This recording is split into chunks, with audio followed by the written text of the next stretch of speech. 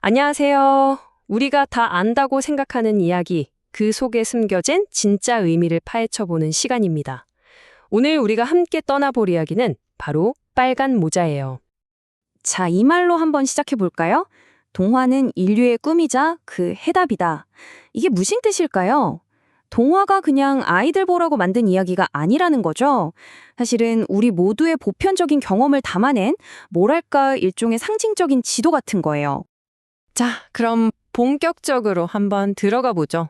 만약에 이 빨간 모자 이야기가 사실은 우리 자신의 마음을 들여다보는 일종의 안내서라면 어떨까요? 그쵸? 오늘은 바로 이 고전 동화 속에 아주 깊숙이 숨겨진 심리학적인 여정을 함께 따라가 보겠습니다. 자, 첫 번째 파트입니다. 동화, 그 이상의 이야기. 진짜 의미를 알려면 이걸 그냥 옛날 이야기로 보면 안 돼요. 바로 융심리학이라는 렌즈를 끼고 봐야 합니다. 융심리학에서는 이런 이야기들이 우리 무의식과 나누는 대화라고 보거든요. 아주 흥미롭죠? 그러니까 이 이야기가 수백 년 동안 살아남은 이유가 바로 여기에 있는 거예요. 이건 그냥 어떤 한 소녀의 이야기가 아니라는 거죠. 우리 모두가 겪는 보편적인 문제를 다루고 또 우리 집단 무의식의 말을 거는 상징적인 이미지들로 가득 차 있거든요. 그리고 가장 중요한 건 이 이야기의 등장인물들이 실제 사람이 아니라 바로 우리 자신, 우리 정신의 각기 다른 부분이라는 점입니다. 이걸 꼭 기억하셔야 해요.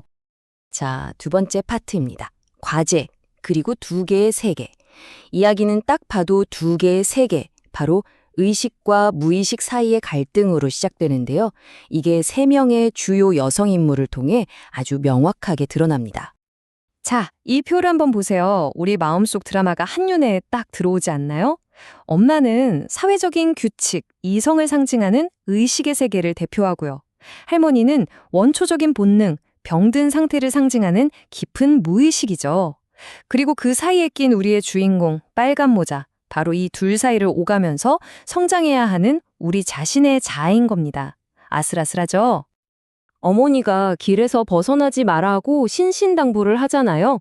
이게 바로 규칙, 질서, 도덕으로 대표되는 의식의 세계, 즉 마을의 목소리인 거죠. 그런데 심부름은 어디로 가야 하죠? 바로 깊은 숲속에 있는 할머니 댁. 그곳은 미지의 세계, 혼돈과 본능이 꿈틀대는 무의식의 영역입니다. 결국 이 심부름은 병든 내면의 일구를 치유하기 위해 안전지대를 떠나 위험한 무의식의 세계로 떠나는 여정인 셈이에요. 그리고 그 유명한 빨간 모자. 이게 그냥 예쁜 모자가 아니에요. 아주 중요한 상징이죠. 이 모자는 할머니가 주신 선물이거든요. 이게 뭘 의미하냐면 빨간 모자의 정체성이 이미 열정, 생명력 같은 원초적인 무의식의 세계와 깊이 연결되어 있다는 뜻입니다. 동시에 이게 좀 위험한 신호이기도 해요. 그 집어삼키는 듯한 무의식의 소유욕에 너무 동일시될 수 있다는 경고이기도 하죠. 자, 이제 세 번째 장입니다. 내면의 늑대와의 만남. 빨간 모자가 엄마의 말을 어기고 정해진 길에서 딱 한 발자국 벗어나는 순간 운명적인 만남이 시작됩니다. 바로 늑대와의 만남이죠. 그렇죠. 숲에 들어섰다는 건 이제 자기 자신의 무의식 속으로 들어갔다는 뜻이에요. 여긴 더 이상 엄마가 말한 바깥 세상의 규칙이 통하지 않는 완전히 다른 법칙이 지배하는 곳이죠. 미스테리하고 마법 같고 또 엄청나게 위험하지만 동시에 엄청난 변화의 가능성이 숨어 있는 곳이기도 합니다. 그리고 여기서 만난 늑대.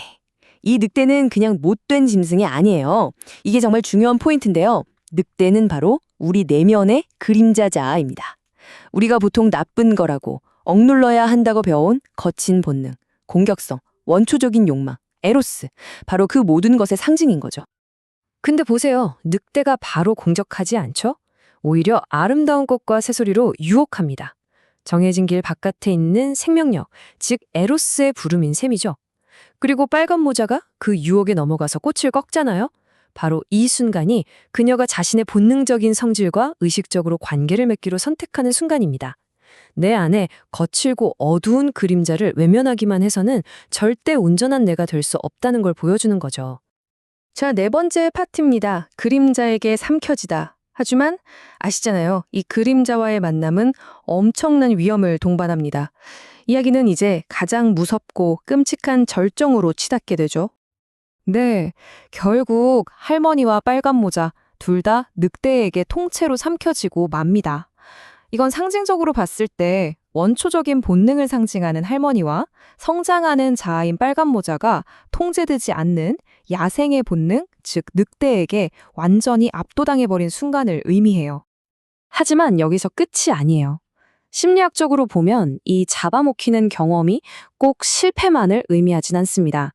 오히려 이건 상징적인 퇴행이라고 볼 수 있어요. 의식적인 재탄생을 위해서 반드시 거쳐야만 하는 무의식의 어둠 속으로의 여정인 거죠. 연금술에서 모든 변화의 시작을 흑화 단계라고 부르는 것과 똑같습니다. 바로 그때 사냥꾼이 등장하죠. 사냥꾼의 등장은 훨씬 더 성숙하고 진화된 의식을 보여주는 아주 중요한 장치입니다.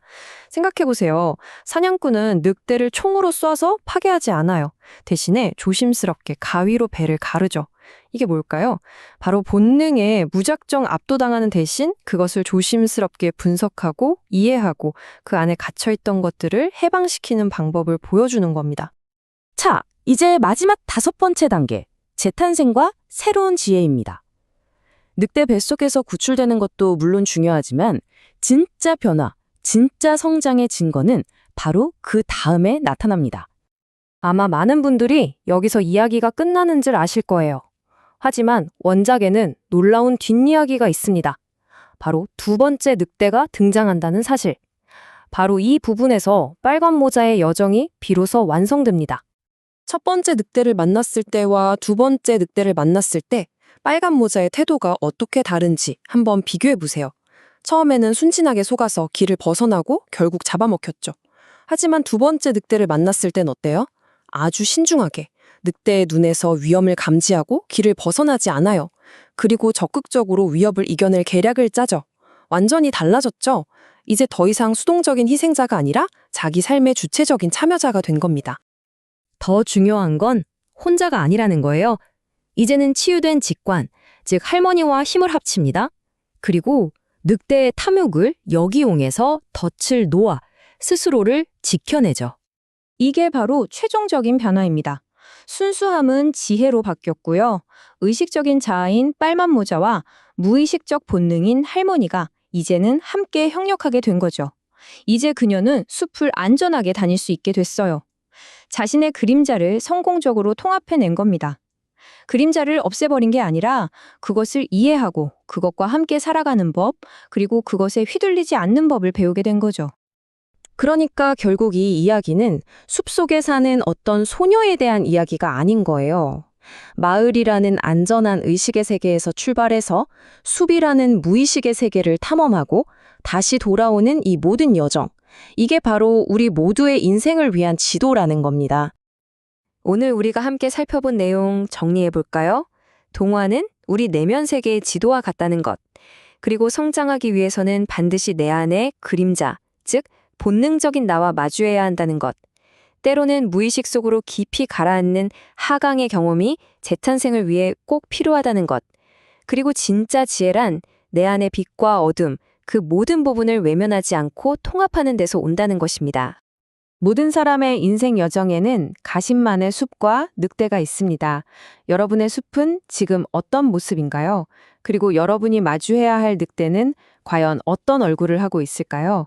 한 번쯤 깊이 생각해 볼 만한 질문인 것 같습니다. 오늘 분석은 여기까지입니다. 함께 해주셔서 고맙습니다.